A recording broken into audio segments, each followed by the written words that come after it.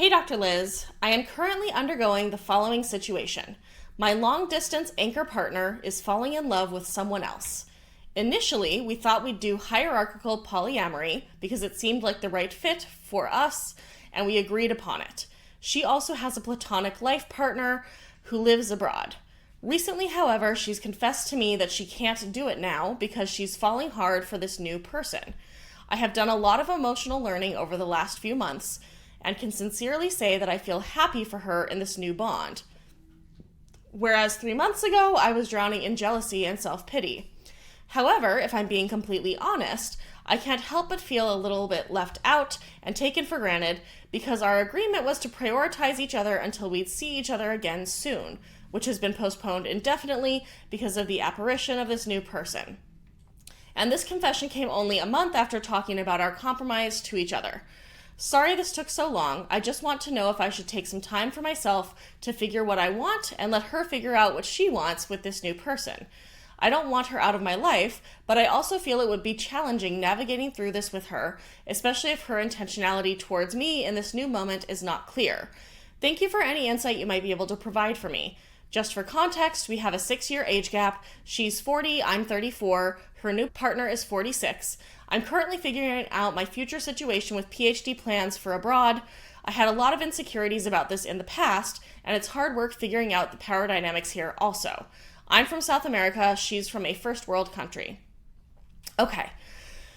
So, kind of the summary I would give of this is that, this person has an anchor partner with whom they are long distance who lives in a different country.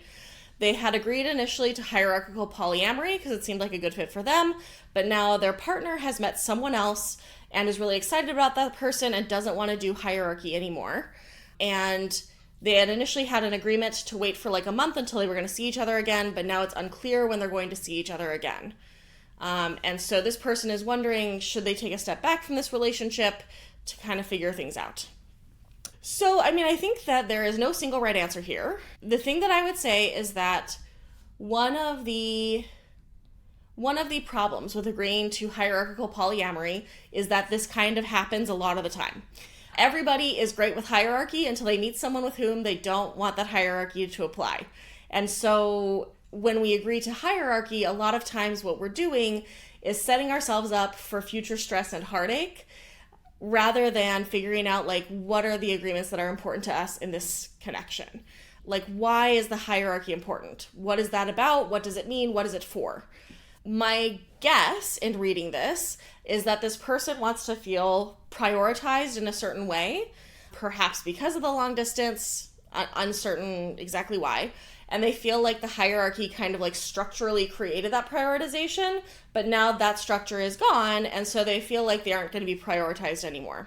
And it does seem like in some ways perhaps that prioritization may have changed in that the trip has been postponed, those kinds of things. So my general thing would be, don't try to create structural solutions to emotional problems, right? Creating a relationship structure to assuage our fears or anxieties almost never works, because at some point somebody wants to change it, and then there's just so much invested in that structure. The second thing I would say is that it seems like you're feeling deprioritized, which might be true, and I guess I'm wondering, what is it that you actually want your partner to be doing to show their prioritization of you? Because I'm not super clear on what that is. You said, you agreed to a compromise of prioritizing each other, but what does that actually mean? I think that a lot of times when we use terms like prioritize, we assume that we both mean the same thing, but oftentimes we have very different understandings of that. Prioritize for one person might mean that they make sure they text that person every day. Prioritize for another person might mean that you don't do any dates or pursue anything else for a while. And so I think you need to be very clear on what your asks are of this person and make sure that you've made those clear and concrete, right? So we are going to prioritize each other for the next month. What that means is that I would like you to put your dating on hold with this other person until we have figured out where we're at and what it's going to look like. It might mean that we hold our trips to each other as sacred and we don't reschedule those. And so that's what prioritization looks like. It might look like send me a good morning text and a good night text, right? What are your specific asks that you want in order to feel like you are being prioritized, and that in order to feel like your partner still is in this relationship with you. And I think that's just an important exercise to go through in general of like, what does it take for me to feel in any particular connection like I am getting my needs met and like my partner is treating me the way that I want to be treated in order to feel happy with our connection. Most of us don't want to specifically lay out those wants and needs because we're worried someone will say no.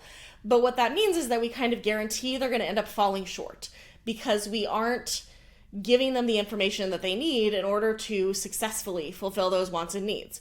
So when we say like, we're going to prioritize each other, what does that mean? Like, what does that actually look like in practice? What are the things you do want to happen? What are the things you feel uncomfortable with happening? And like, what is it that you're hoping for here? What is the goal of this prioritization? Why is it for a month? Like, what changes at the end of that month? What's the hope there, right? I think a lot of times when we are feeling nervous or anxious about a partner's new connection, we can want to like do something to help like stomp on the brakes a little bit for that, to like help slow it down. But what that tends to do is create a situation where either our partner tells us no and we feel upset, or they say yes and feel resentful towards us, and then we both feel upset, right? So like, what is the goal of slowing it down? Why do you want it to slow down? Is it really just for a month? Or will it be something where you want it slower in general?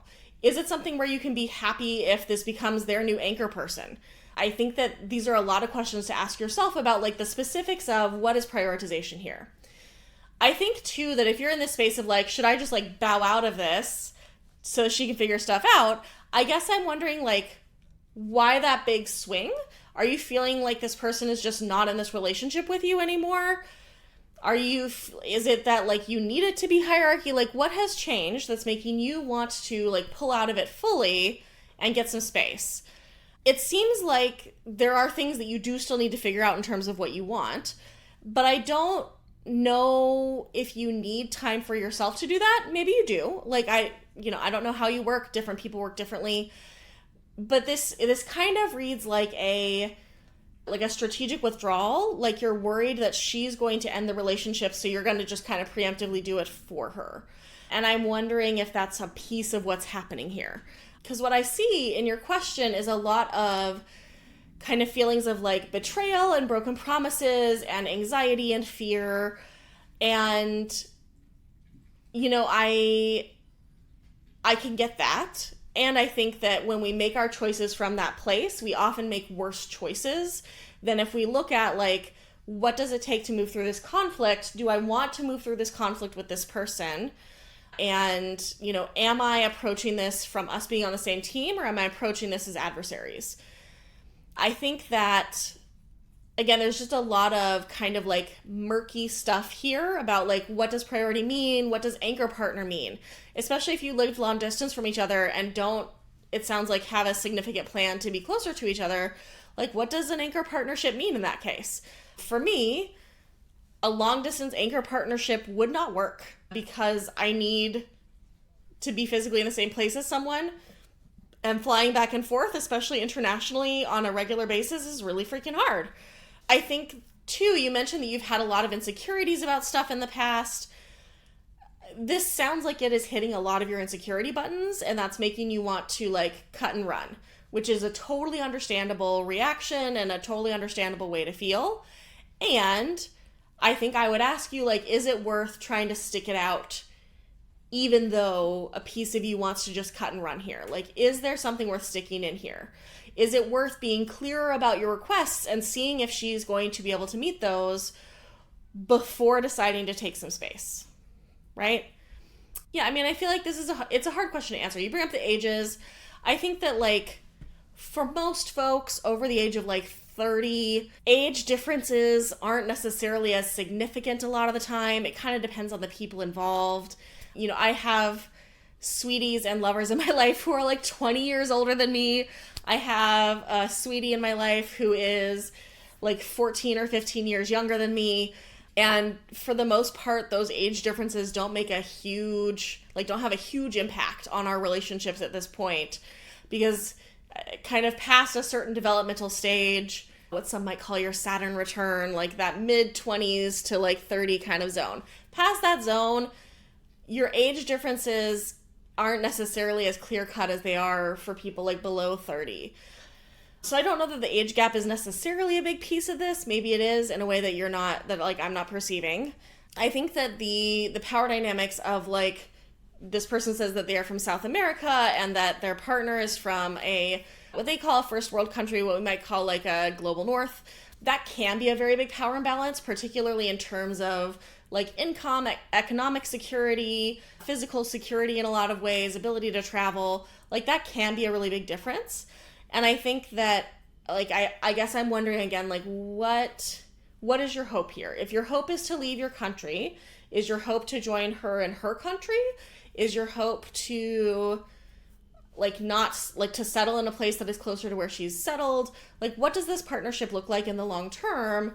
Do you want it to be long distance in a long-term way? This is going to be a controversial take. I think that if you are doing polyamory long distance, and you are trying to make it hierarchical when you are not close to the person with whom you're supposed to be primaries, I think you are setting yourself up for so much disaster and headache and failure, because distance makes relationships harder, and hierarchy is really hard to maintain when you're not getting a lot of regular contact with that person, because you're going to be exposed to all these other people who you could be connecting with who are there and available. Distance is hard because we don't get to see the person. They're far away. It takes a lot to be able to see them. And so the availability of a relationship where that is not the case is going to make it harder to stay as invested as deeply in that primary relationship, because the distance gets in the way. Distance makes the heart grow fonder, but distance also is distance, and it distances us from each other. So I think it's worth asking yourself, like, what is your hope here? What is the long-term goal? Why does hierarchy, like, why did y'all think that hierarchy made sense?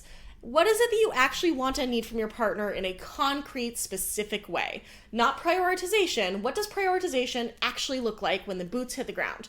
Is it about talking? Is it about time? Is it about what they are or are not doing with other people? Like, what is it that prioritization means here? Because until that's clear, it's going to be really hard for you to like feel like you're both getting what you need. Long answer. I hope it was helpful. It sounds like a tough situation. I hope y'all figure out something that works for both of you.